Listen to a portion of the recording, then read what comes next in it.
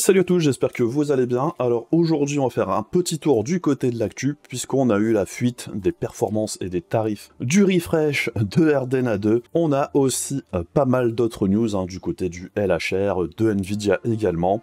Allons-y, c'est parti.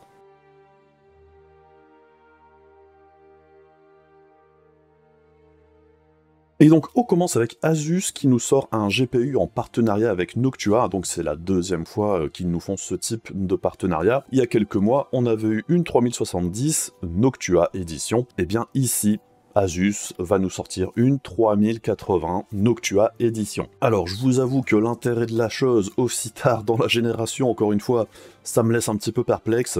Ce sera très certainement la 3080 la mieux refroidie au niveau des cartes custom. Mais bon, quel est l'intérêt? À l'heure actuelle, je vois pas trop. Surtout qu'au niveau du tarif, le listing est à 1150 €, ce qui est quand même assez cher pour une 3080 à l'heure actuelle. Évidemment, on serait encore en période de pénurie il y a 6 mois. Pourquoi pas? Mais là, si proche de la sortie des nouvelles générations, aussi bonne soit-elle au niveau du refroidissement, la pilule est quand même un petit peu dure à avaler. Et on enchaîne avec Nvidia, Nvidia qui s'est pris une amende aux États-Unis, puisque dans ses résultats financiers de 2018, ici, Nvidia aurait plus ou moins occulté ce qu'aurait rapporté la partie vente aux fermes de minage de crypto-monnaies en fait. Ce qui se passe ici, c'est que généralement, Nvidia, tout ce qui est revenu qui concerne le minage de crypto-monnaies, donc le matériel qu'ils vendent aux grosses fermes de minage de crypto, ça passe dans la partie vente pour GPU gaming. Et c'est un problème particulièrement pour les actionnaires, en fait, tout simplement, puisqu'ils ne savent pas vraiment ce que représente la partie vente aux fermes de minage de crypto-monnaies de la part d'Nvidia. Donc ici, ils se sont pris une amende de 5,5 millions. Bon, c'est assez ridicule, je pense qu'Nvidia, ça leur rapporte plus, entre guillemets, de ne pas parler de ça. Ce qui veut dire aussi que les résultats de 2020, 2021, 2022, la composante crypto des résultats financiers, du coup, si elle est inclue dans la partie gaming, ça ne donne pas vraiment la réalité du marché actuel, puisque la grosse majorité des GPU qui ont été vendus en 2020 et 2021, c'était très certainement aux fermes de minage de crypto. Donc bref, tout ça, ça a trait plutôt à la finance, c'est un petit peu pour essayer de masquer les risques potentiels d'une chute du cours des crypto-monnaies et des ventes liées au cours des crypto-monnaies pour Nvidia. Faire passer ça dans la partie gaming, on va dire que c'est un petit peu pratique d'un certain côté. Toujours chez Nvidia et toujours côté minage de crypto, et bien ça y est, le LHR a été complètement craqué pour la grosse majorité des GPU d'Nvidia de cette génération. Donc souvenez-vous, au moment de la sortie de la RTX 3060, Nvidia avait lancé le LHR, le Light Hash Rate, qui permettait de brider les cartes d'Nvidia en minage de crypto-monnaies et particulièrement en minage d'Ethereum. Alors le procédé a eu plus ou moins de succès, on a aussi vu que sur le marché de la revente, les cartes non LHR étaient revendues la plupart du temps un bon cran au-dessus des autres cartes qui étaient LHR, donc il y avait vraiment une certaine valeur à avoir une carte qui n'était pas LHR pour les mineurs de crypto-monnaies, et on a aussi vu au fil du temps que le LHR était de plus en plus rogné, on était parti de 50%, je pense qu'avant le crack complet que l'on voit ici, on était arrivé aux alentours des 80%, donc là c'est le dernier coup de massue sur le LHR, ici il est complètement craqué. Alors ça ne concerne pas toutes les cartes de chez Nvidia, puisque les deux dernières qui sont sorties en date, la RTX 3050 et la 3080 12Go ne sont pas concernées, puisqu'elles ont une version du LHR plus récente. Qu'est-ce que ça veut dire pour le futur? Est-ce que les RTX 4000 auront du LHR ou pas? On n'en sait rien. Est-ce qu'ils vont garder la version actuelle, la toute dernière révision du LHR qui équipe les RTX 3050 et 3080 12Go? On verra bien. Est-ce que cette version-là va se faire craquer aussi? C'est possible, la plupart du temps, ce genre de choses, ça prend juste du temps. Par contre, pour les cartes actuelles, il serait vraiment très surprenant que Nvidia mette à jour les RTX qui ont l'ancien LHR, entre guillemets. C'est un petit peu tard dans la génération et ça n'aurait plus grand intérêt quand on est sur le point de passer à la nouvelle gêne. Alors après, je ne pense pas que ça aura un impact quelconque sur les ventes de cartes graphiques. Vu où on en est au niveau du minage de crypto, ça serait très surprenant, puisque par exemple, même sur l'Ethereum, la mise à jour qui est censée faire passer l'Ethereum sur un nouveau protocole qui n'utilise plus de GPU, il est repoussé à chaque fois depuis des années, ça a été repoussé encore une fois dernièrement. Par contre, on a la difficulty bomb qui devrait, elle, toujours être d'actualité, Ce qui veut dire que les profits réalisés par les mineurs de crypto devraient s'amoindrir incessamment sous peu, je sais plus quand c'est censé sortir exactement, mais ce patch-là, entre guillemets, devrait entrer en production sur le réseau Ethereum dans pas très longtemps. Alors on verra si ça se passe vraiment, puisqu'on a un combo augmentation du coût de l'électricité, baisse des profits. Si en plus là le LHR n'est plus d'actualité, ça veut aussi dire que la difficulté sur le réseau Ethereum va augmenter, qui veut aussi dire baisse des revenus au final. Si on met tout ensemble, il y a quand même très peu de chances que les cryptos repartent sur une hausse incroyable, hors phénomène imprévu, ça peut toujours arriver. Ce crack du LHR, entre guillemets, devrait avoir un impact vraiment minime dans l'ensemble. Et on termine avec la grosse fuite qui a eu lieu il y a 2-3 jours, avec les prix et les performances du refresh d'RDNA2. Alors ces cartes sortent dans 2 jours, c'est prévu pour le 10 mai, et donc au niveau tarifaire, on aurait la 6950 XT à 1100$, la 6750 XT à 549$ et la 6650 XT à 399$. On devrait retrouver les 6950 XT et 6750 XT sur le site d'AMD à la vente le jour de la sortie. À ce prix-là, ça devrait être le prix MSRP. Par contre, la 6650 XT n'existera qu'en modèle custom, un petit peu comme c'était déjà le cas pour la 6600 XT et la 6600 qui n'avait pas de modèle de référence. De ce qu'on a entendu dire depuis quelques mois, AMD prépare cette sortie depuis un bon moment, et de tout ce qu'on a entendu dire, il devrait y avoir des cartes en plutôt grosse quantité, relativement parlant, évidemment, on verra bien ce que ça signifie le jour de la sortie, mais à ce qui paraît, il est censé y avoir pas mal de cartes de dispo le 10 mai. Et on a aussi eu une série de résultats, de chiffres de la part d'AMD en fait. Donc ce sont des benchmarks made in AMD, même si les performances dans ces jeux-là devraient correspondre à ce que l'on voit ici. Le gros problème, c'est que la plupart de ces jeux, ce sont des jeux qui tournent la plupart du temps mieux sur les Radeon en fait. Les exemples les plus flagrants, c'est Assassin's Creed Valhalla qui a toujours tourné mieux sur les cartes d'AMD. Les Battlefield, généralement, c'est un peu le cas aussi. F1 2021, c'est aussi un jeu qui tourne très bien sur les cartes d'AMD, tout comme Far Cry 6. Et par exemple, ce qui est plutôt rigolo, c'est qu'ils ont mis Metro Exodus, mais pas le Metro Exodus, la dernière version, qui était, on va dire,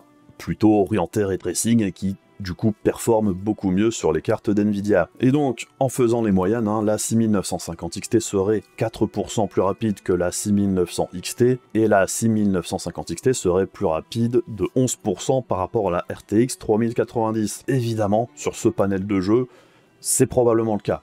Par contre, si on rajoute d'autres jeux qui tournent mieux sur les cartes d'NVIDIA, le chiffre serait bien différent. Puisque depuis la sortie des 6900 XT et des 3090, on sait que la carte d'AMD est plutôt bonne en rasterisation, ça fait à peu près jeu égal, elle est généralement plus performante en 1080p et 1440p, par contre en 4K, la plupart du temps elle est un petit cran en dessous par rapport à la RTX 3090. Donc voir ici la 6950 XT arriver à 11% plus rapide que la 3090, je suis quand même assez perplexe. Je pense qu'avec des panels de jeux un petit peu plus larges et des jeux pas AMD friendly, on va dire, les résultats seraient bien différents. Alors AMD a aussi fourni des performances en ray tracing pour cette 6950 XT, et c'est plutôt rigolo, puisqu'encore une fois, ici, on teste plus en 4K, étrangement, on teste en 1440p, et en plus de ça, on a choisi des titres qui sont très favorables aux cartes d'AMD, tout simplement au niveau du ray tracing, parce que c'est des jeux où le ray tracing a vraiment un effet plutôt minime, et on va le dire, par exemple, sur Resident Evil Village, les reflets, ce genre de choses, sont calculés sur une résolution qui sont plutôt faible, ce qui fait que ça n'handicape pas trop les cartes d'AMD sur ces jeux-là en ray tracing. Pareil pour Far Cry 6. Évidemment, si on avait mis Cyberpunk 2077, si on avait mis Watch Dogs Legion, le Metro Exodus avec la dernière version orientée ray tracing, les résultats n'auraient pas été les mêmes du tout. Alors ensuite, on a eu les résultats de la 6750 XT. On nous annonce 7% de plus par rapport à la 6700 XT classique et 2% de plus par rapport à la 3070. Alors déjà de base, comme on l'a vu dernièrement, la 6700 XT est plus proche de la 3060 Ti que de la 3070, et quand on sait qu'entre la 3060 Ti et la 3070, on n'a qu'environ 10% de différence au niveau des performances, donc si on rajoute 7% à la 6700 XT, normalement, on reste en dessous de la 3070 et pas 2% au-dessus. Bon, dans les grandes lignes, ça change pas grand-chose, ces 4 cartes sont très proches les unes des autres. La 6700 XT, la plupart du temps, on la place un tout petit cran au-dessus de la 3060 Ti, et encore, ça dépend vraiment des jeux, on devrait avoir la 6750 XT un petit peu plus proche de la 3070, mais au final, tout ça, ça se joue à 10% d'écart grand maximum entre toutes les cartes. Donc en vrai, c'est complètement imperceptible en jeu, et la différence de tarif entre la 6700 XT et la 6750 XT ne se justifie pas du tout, tout comme la différence de prix entre la 3060 Ti et la 3070, difficilement justifiable aussi. Et enfin, on a la 6650 XT à 400$, et on nous annonce ici 2% plus rapide que la 6600 XT. Autant dire que c'est la même chose, 2% c'est limite la marge d'erreur. En vrai, ça sert à rien. Encore une fois, les jeux utilisés sont ceux qui favorisent le plus l'architecture d'AMD. En réalité, entre la 3060 et la 6600 XT, en 1080p, certes, la 6600 XT est un petit peu au-dessus, et encore, ça dépend beaucoup des jeux. En toute logique, la 6600 XT devrait être à peu près au même niveau, mais 23%, ça me paraît vraiment beaucoup. On n'est clairement pas à ce niveau-là, au niveau de la différence. Vous l'aurez compris, cette fuite de la part de WSSF Tech sur des chiffres made in AMD, bon, du coup, on sait à peu près à quoi s'attendre pour la sortie dans 2 jours, c'est-à-dire on s'attend à pas grand-chose. Puisqu'en plus de ça, au niveau tarifaire, avec le taux de change que l'on connaît actuellement sur l'euro-dollar, ça devrait nous donner, au niveau du MSRP en Europe, la 6650 à 454 €, la 6750 à 625 € et la 6950 à 1251 €. Alors oui, au niveau des cartes custom, à l'heure actuelle, par exemple, la 6700 XT tourne plus aux alentours des 600-650 €. Ici, on est à peu près dans les mêmes eaux pour cette 6750. Est-ce que ça vaut le coup pour autant? Non. Sur le haut de gamme, c'est pareil, à l'heure actuelle, on trouve les 6900 XT aux alentours des 1000, 1100, 1200 €. Ici, on est un petit peu au-dessus. Encore une fois, est-ce que ça sert à quoi que ce soit? Pas vraiment, et c'est vraiment très très cher. Et pour la 6650, 454 €. À l'heure actuelle, on a trouvé pas mal de 6600 XT environ au même tarif. En gros, ça reste à peu près les mêmes performances pour environ le même prix. Le seul intérêt possible de ce refresh, en vrai, ce serait de possiblement faire baisser le prix de façon non officielle des autres modèles. C'est un petit peu ce qui se passe du côté des processeurs, par exemple, et ça ressemble à ce qu'on avait connu à l'époque de la sortie des Ryzen 3600 XT, 3800 XT, tous ces processeurs, ce refresh qui était arrivé très très tard et qui n'apportait rien, et qui était sorti à l'époque au même prix que les cartes, que les processeurs qu'ils remplaçaient. Ici, ça y ressemble très fortement, mais en plus de ça, c'est plus cher. Donc c'est double carotte, on va dire. Encore une fois, c'est une occasion manquée de la part d'AMD de faire un geste qui serait positif vis-à-vis des joueurs en baissant le prix des cartes. On voit que c'est pas vraiment la direction vers laquelle ils se dirigent, et ça me questionne un petit peu pour la suite, puisque très clairement, en période de pénurie, AMD a pu se permettre de vendre ses cartes à un tarif similaire aux cartes d'NVIDIA, puisque en gros on n'avait pas trop de choix, on prenait ce qu'on trouvait. Autant si NVIDIA est présent sur le marché avec beaucoup de matos à un tarif similaire, la plupart des acheteurs se dirigeront plus vers les cartes d'NVIDIA, puisqu'NVIDIA est très majoritaire et ils ont une image de marque qui leur permet de vendre leurs cartes plus chères. Donc ce genre de carte qui arrive très très tard dans la génération, qui tombe un petit peu comme un cheveu sur la soupe, avec une montée des prix pour vraiment très peu de performance en plus, au prix, la plupart du temps, d'une augmentation de la consommation, certes, c'est un petit peu ce que vient de faire Nvidia avec la 3090 Ti. Si on essaye de rationaliser ça, effectivement, on a un gain à peu près similaire entre la 6900 XT et la 6950 XT pour uniquement 100 $ de plus, là où la 3090 Ti coûte 400-500 balles de plus. Alors oui, c'est moins pire, mais est-ce qu'on a envie vraiment que ce soit juste moins débile que la concurrence? La chose la plus intelligente à faire, ça aurait été plutôt de baisser les prix, plutôt que de faire ça.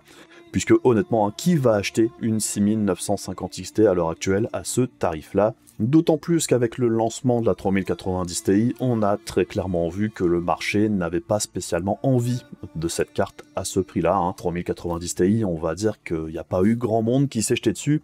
D'ailleurs, la 3090 Ti Founders Edition est toujours disponible chez LDLC, tout comme la 3080 Ti et la 3090. Ça sera pareil avec la 6950 XT.